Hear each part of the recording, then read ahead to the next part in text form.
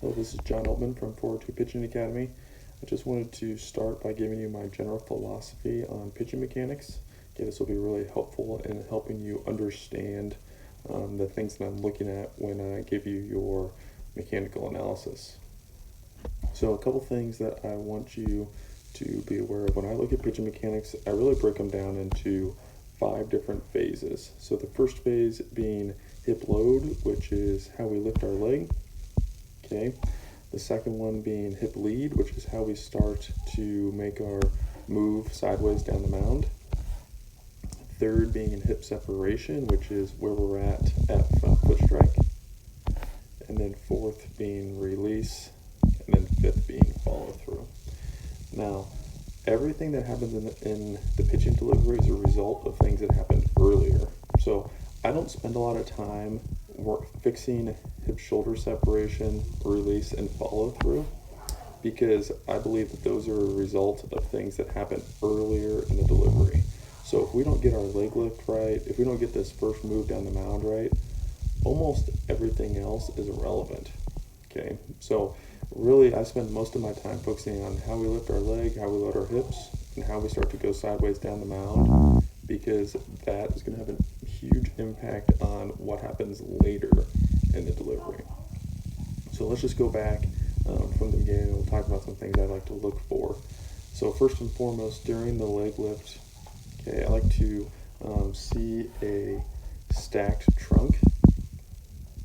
Okay, so staying relatively tall, okay, not a ton of bend, forward, back, left, right, with our trunk.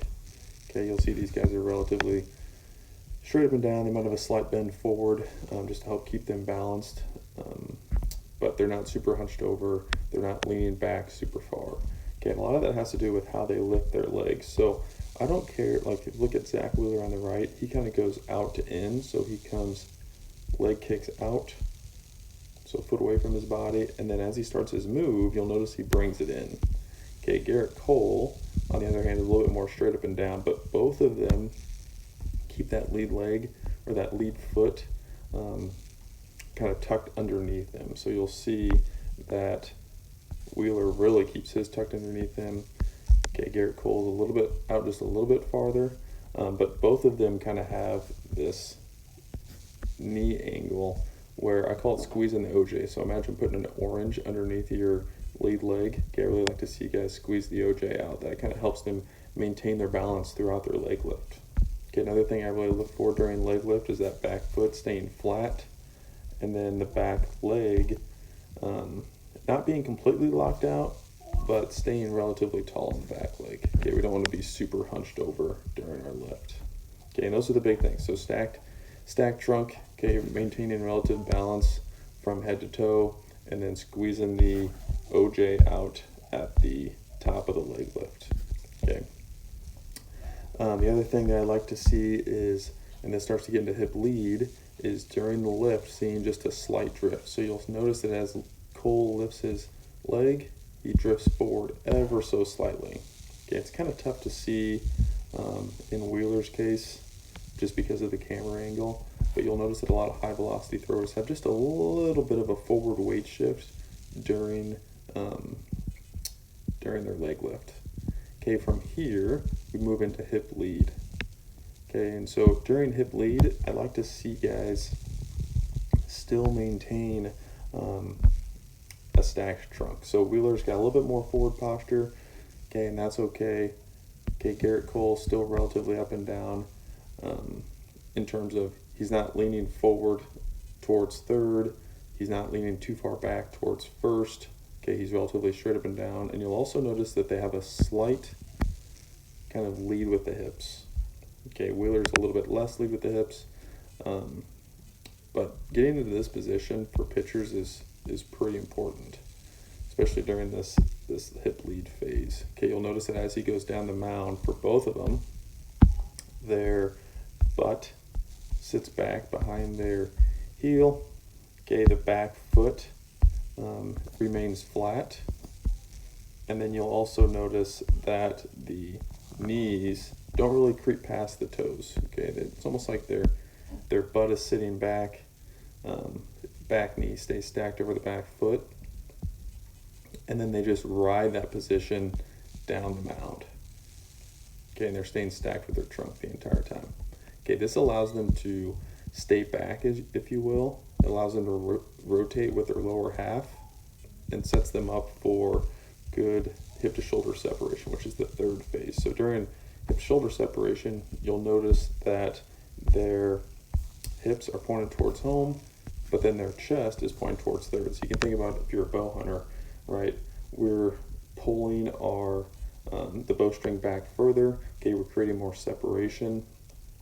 And the more separation we're able to create, the more velocity we're able to impart, or more energy we're able to put into the baseball. Okay, a couple other things you'll notice during hip separation is trunk is still relatively stacked, okay, over the hips. Okay, and also look at their arm. So their arm is in a good position here. So we want our arm at front foot strike to be at about 90 degrees with the hand up, okay, and the ball pointing towards third if you're a righty, pointing towards first if you're a lefty. So these are both really good positions, and this explains why they're able to throw with high velocity. Okay, you'll also notice that front foot is relatively in line with home plate, okay, with a slight bend. All right, that allows them to get their hips open at front foot strike and then stop that forward momentum, send it up their trunk and into the baseball. Okay, you'll even see a lot of guys like that front leg will lock out as they go into the throw. Now, they're not purposely locking out their lead leg. It's actually their hips continue to rotate, and that's what pulls that front leg back. Okay, so is a lead leg block. Okay, but again, literally none of this matters if we don't get this part right. So as I break down your video, if you're not getting to these positions, it's usually because there's a breakdown earlier in the delivery. And so I don't really spend a ton of time here, because this is all a result of things that are happening earlier in the delivery. Okay, and then as we get into release, okay, all that forward momentum that we create from the back leg is stopped by the front leg. So sometimes strength can be an issue for low velocity if we're not able to stop our forward momentum. And then this goes up the trunk and then out the arm and into release. Okay, you'll notice this Zach Wheeler one, like his head is in line. Okay, everything's kind of in line, and all of that energy is being sent straight towards home plate. And that's why these guys are able to throw so hard.